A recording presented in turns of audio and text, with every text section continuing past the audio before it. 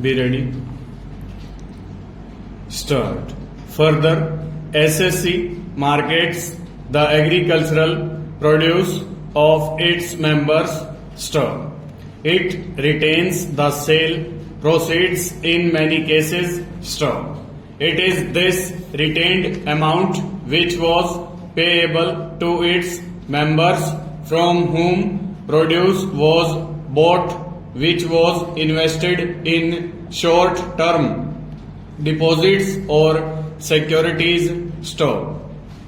Such an amount which was retained by the SSC society was a liability and it was shown in the balance sheet on the liability side. Stop. Therefore, to that extent, such interest income cannot be said to be attributable either to the activity mentioned in section 80p bracket 2 of the Act. Stop. Therefore, looking to the facts and circumstances of the case, the assessing officer was right in taxing the said interest income under section 56 of the Act stanza.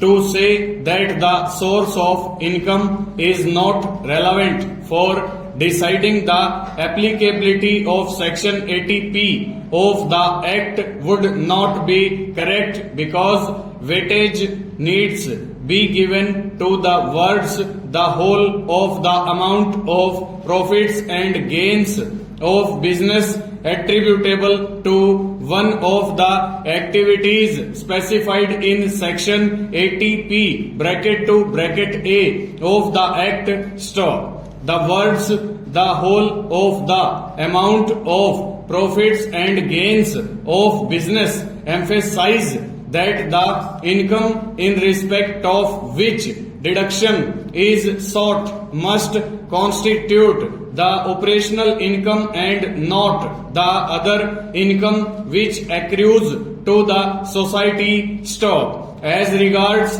validity of the notice under section 148 of the Act to reopen the assessment, it essentially concerns factual aspect. Stop. The tribunal is the final fact finding authority under the Act. Stop. It has given a finding of fact that though the written communication of the sanction, which has no prescribed format, was received by the assessing officer on 8th June 2001, but the approval or sanction for reopening of assessment in terms of section 148 of the Act read with section 151 existed even prior to 31st May 2001. Stop. There is no reason to interfere with this finding of fact given by the tribunal stanza.